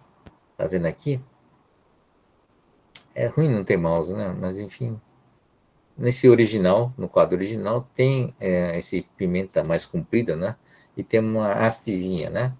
Agora, você percebe esse de qualidade inferior, na qualidade 10 aqui, essa mesma haste sendo borrado, né? Não sei se dá para perceber. Tá? Então, há uma área de variação de intensidade muito alta, né? E aí você tem uma perda de qualidade nesses pontos.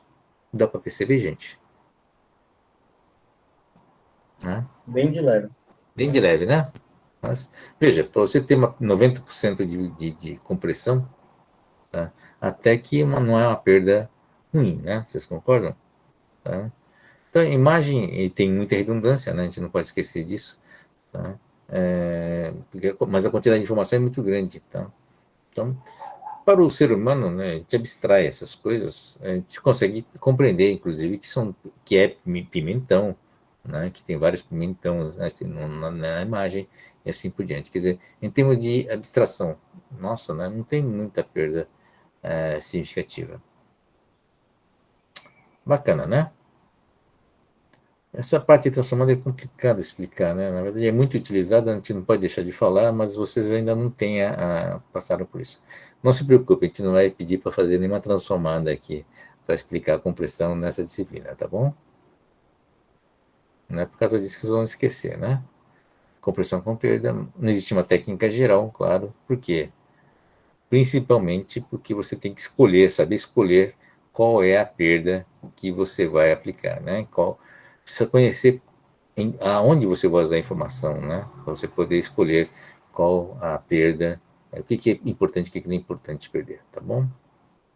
Então, as técnicas de compressão são diferentes, né? Por exemplo, o que eu descarto para a audição, né, o ouvido, é diferente daquilo que eu descarto para a imagem, né? Fisiologia, física das coisas, né? A fisiologia humana é diferente, né? Então, são dois exemplos importantes, tá? Imagem e som, que são as áreas que nós temos muito trabalho de compressão com perdas, porque sabemos escolher o que vamos jogar fora, tá bom? Imagens, vídeo e áudio, tá bom? Então, vamos explicar algumas coisas em termos de padrão, tá? Por que padrão é importante? Quando você tem uma compressão ou qualquer tratamento que você faz em cima de bit, né? Você está jogando fora informação, você tem um processo algoritmo complicado, né? Então, é por isso que o padrão é importante. Né? Se você não tem um padrão para dizer como você tem que fazer a compressão, fica difícil fazer uma compressão. Por exemplo, você fez por conta própria uma compressão, por exemplo, um algoritmo qualquer. Só você vai conseguir descomprimir. Vocês concordam? Tá? Então, o padrão é importante por causa disso, né? Não é porque é fácil descomprimir ou fácil de comprimir. Senão vira quase uma criptografia. Se você não sabe exatamente o que ele fez, né, o que você jogou fora, você não tem como recuperar depois a imagem original. Então, principalmente as compressões com perdas, é muito importante você ter padrões. Tá? E os padrões evoluem com o tempo. Tá? A gente viu esses padrões. JPEG é mais antigo, tem um padrão, tem uns 20 ou 30 anos, tá? Mas a parte de vídeo é que evoluiu mais. Os padrões evoluíram bastante na área de vídeo. Por que padrões evoluíram bastante na área de vídeo? Tá? Não é porque a matemática mudou, tá? Essencialmente. Vocês podem ver que todas essas técnicas de manipulação de bits têm uma base matemática muito forte por trás disso. Tá? A compressão não foge à regra, tá?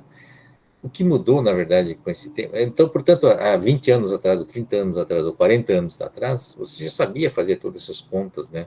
Essas técnicas de compressão, inclusive até essas de mais recentes, como os wavelets, né? Então, mas por que não era usado antes? Não era usado antes porque você não tinha processador barato capaz de executar esses algoritmos, né, alta complexidade, né, com a quantidade de dados existentes hoje. Tá? Esse é o motivo principal. Tá? Então, os padrões foram melhorando, foram evoluindo à medida que você vai tendo capacidade de processar mais memória, mais processador, e é um custo mais barato, né, que vale a pena padronizar para o mercado de consumo, consumidor. Tá? Então, isso é função.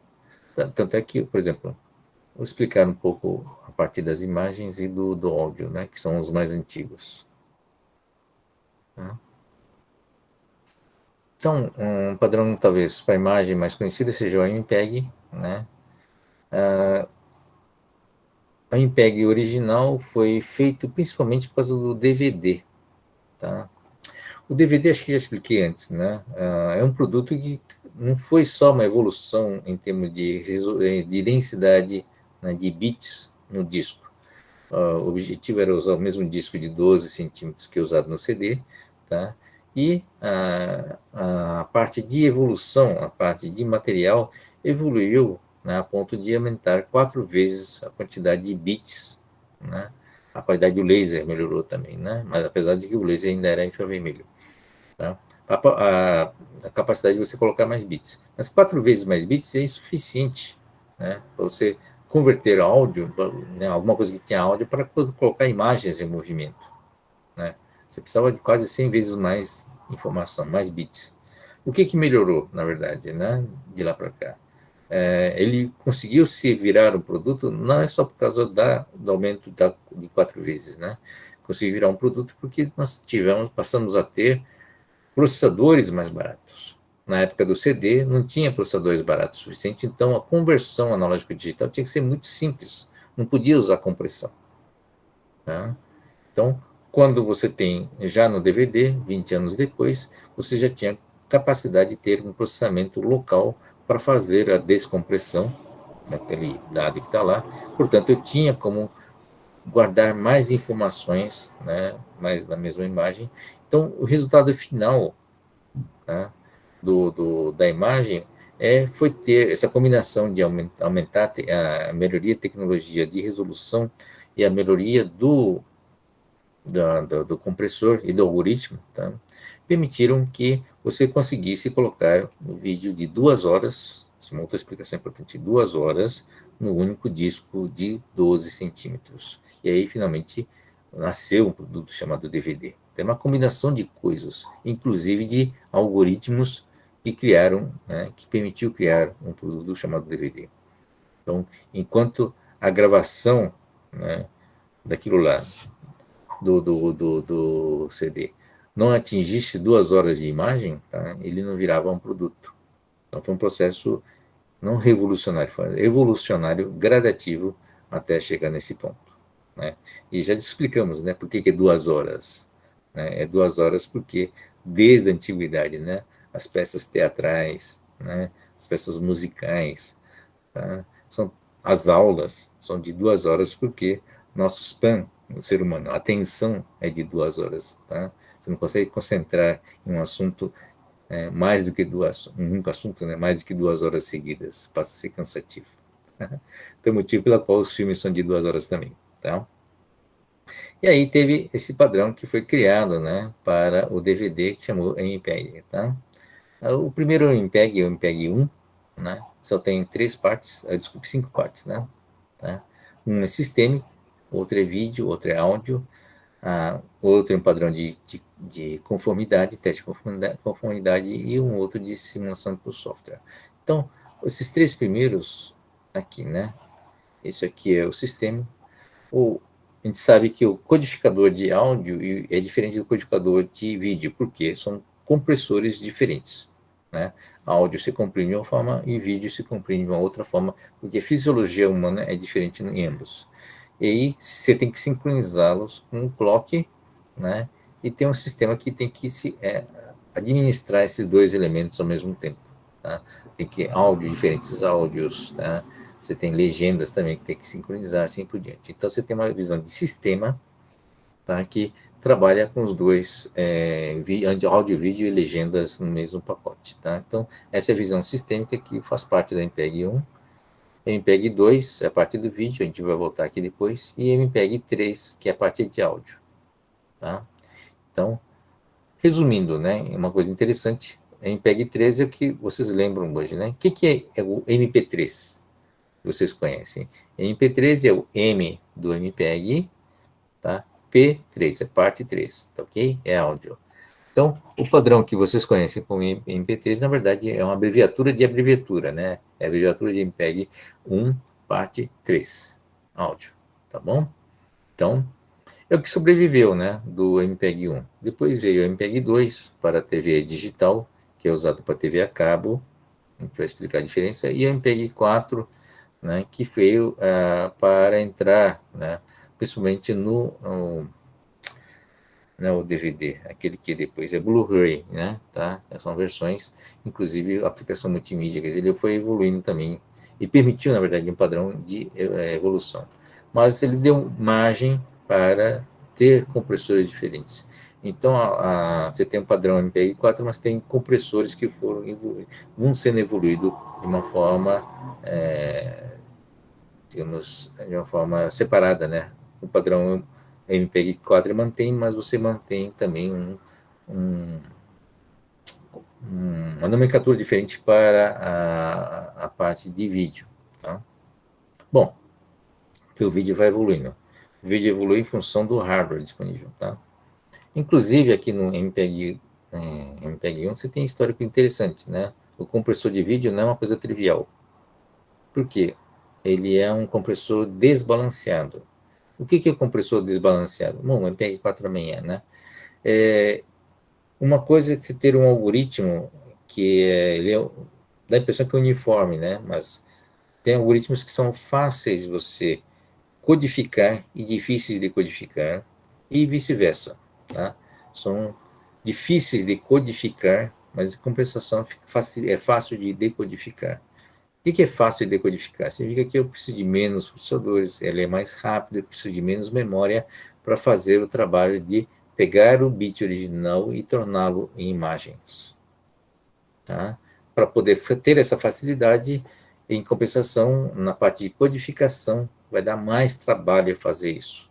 Tá? Dá mais trabalho processar, eu preciso de mais, analisar mais strings, né, para poder fazer essa compressão.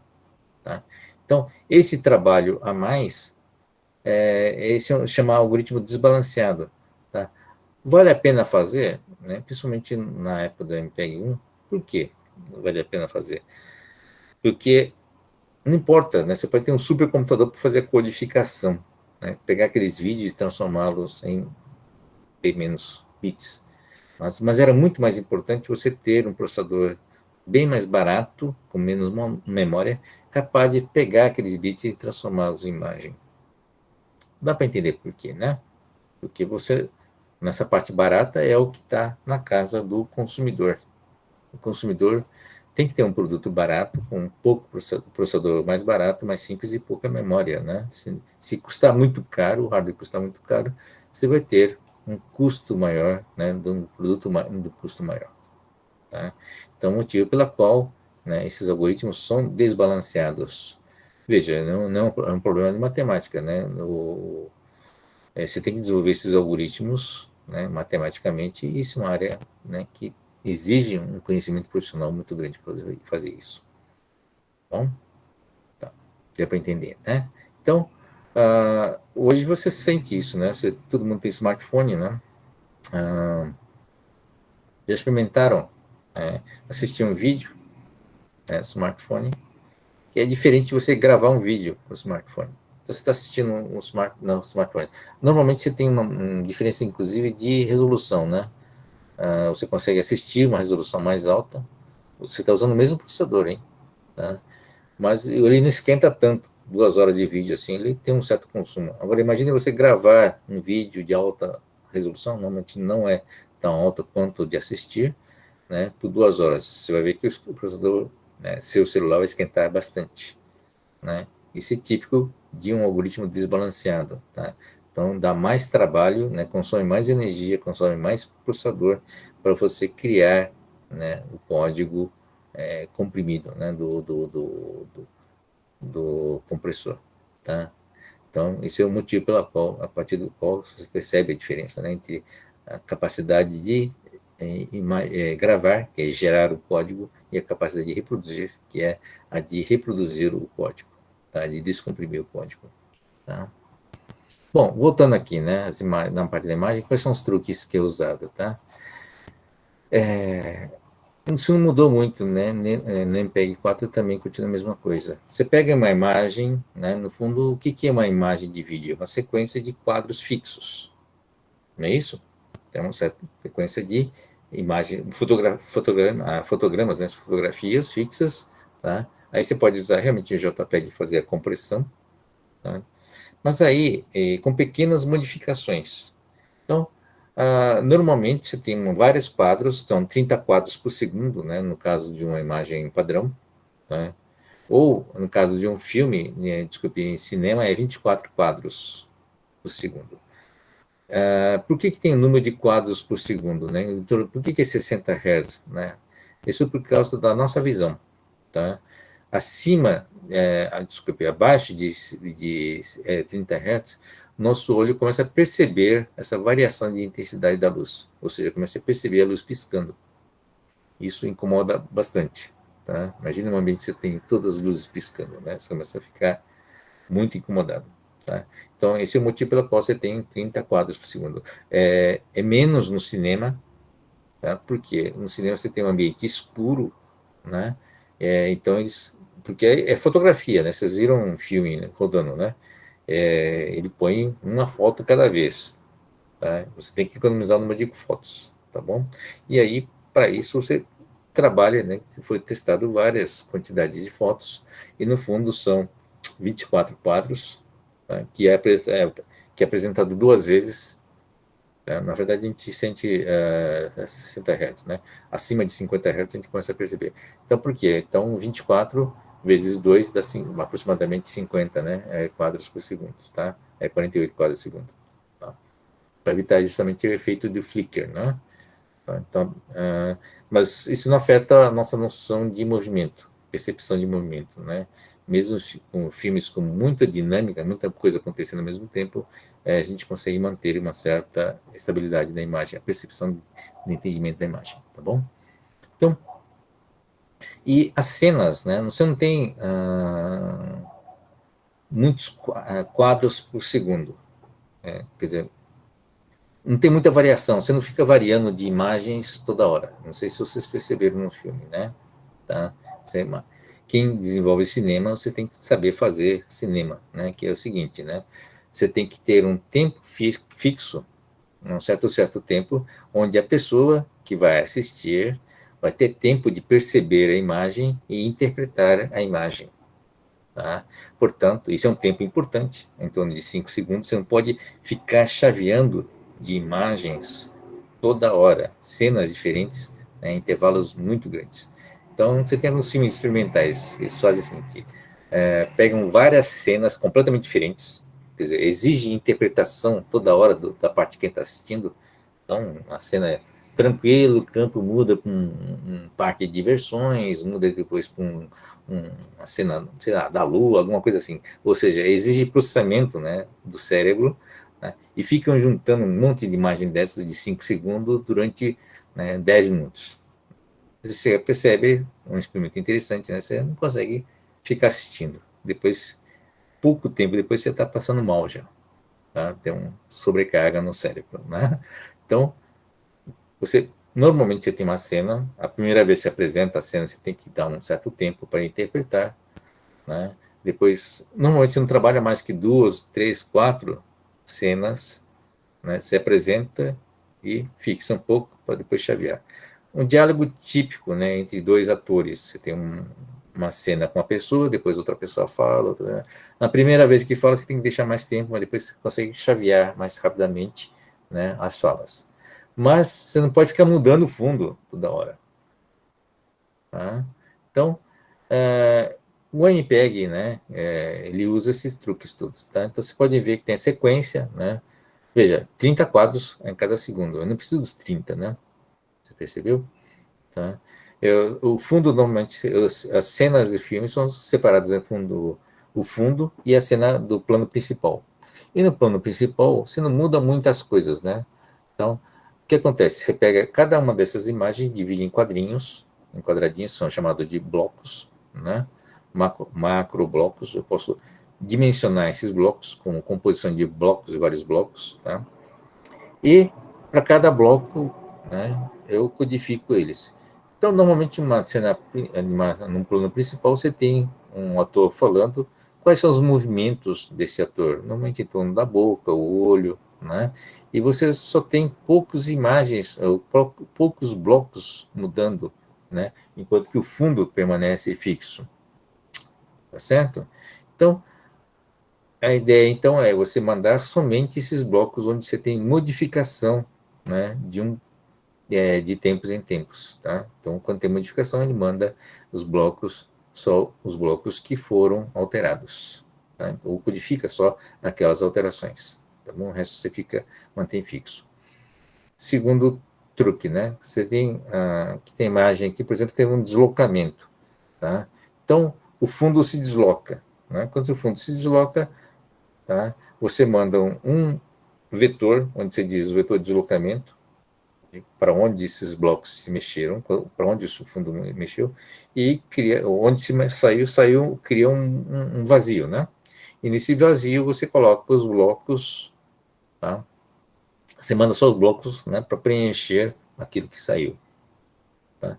E a velocidade não é muito rápida. Por quê? Imagine uma cena onde você tem um ator e com o fundo mexendo. Você não pode mexer o fundo muito rápido, a pessoa não consegue perceber o que aconteceu.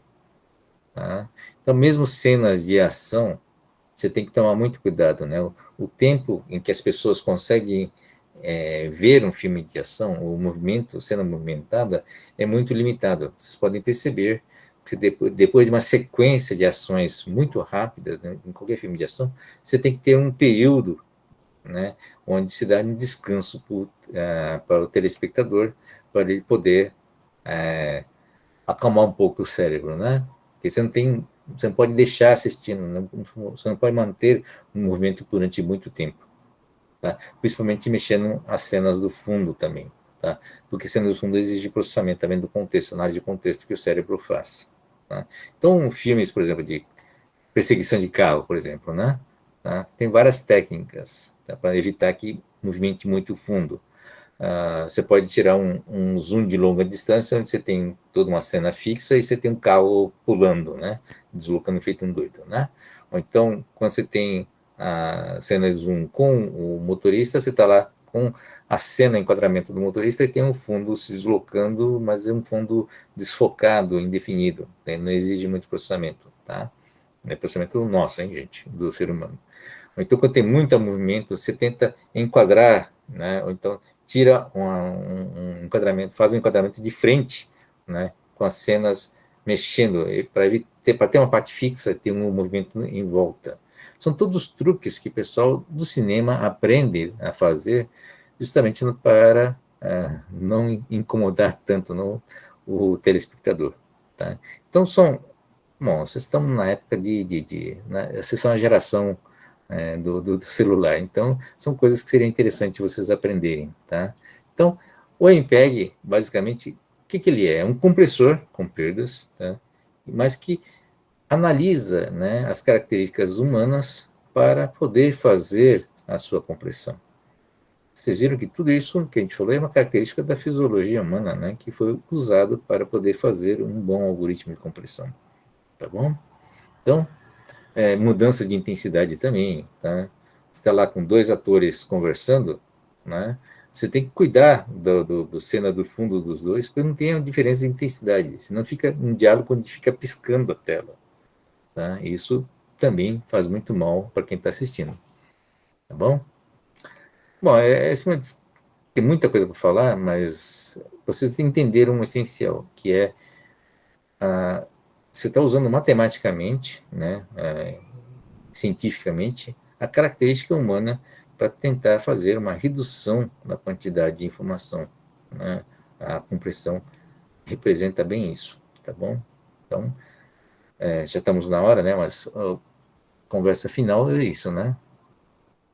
Essa é a importância da compressão, tá? As características principais. Deixa eu só ver aqui a importância da compressão dos dados. É a parte mais importante que eu queria colocar, que é o seguinte, é muito importante isso, tá? Vocês viram que a lógica de compressão evoluiu à medida que evoluiu o processamento, tá? Processamento em memória para executar esses algoritmos, tá? Isso foi sempre fundamental. E você pode reparar que qualquer produto hoje digital tem compressão, tá? Tudo que você imaginar, né? Câmera digital, celular, áudio, qualquer coisa na área de áudio, vídeo, né? Todos os produtos de consumo, videogame, né? Televisão, TV a cabo. TV a cabo tem um outro problema, né? No caso do filme, você tem todos os dados antes. O MPEG-4 tem todos os dados antes para fazer a compressão, né? No caso do imagens de TV a cabo, né? Eu não tenho os dados antes. Ele vem, né, tem que fazer um algoritmo adaptativo.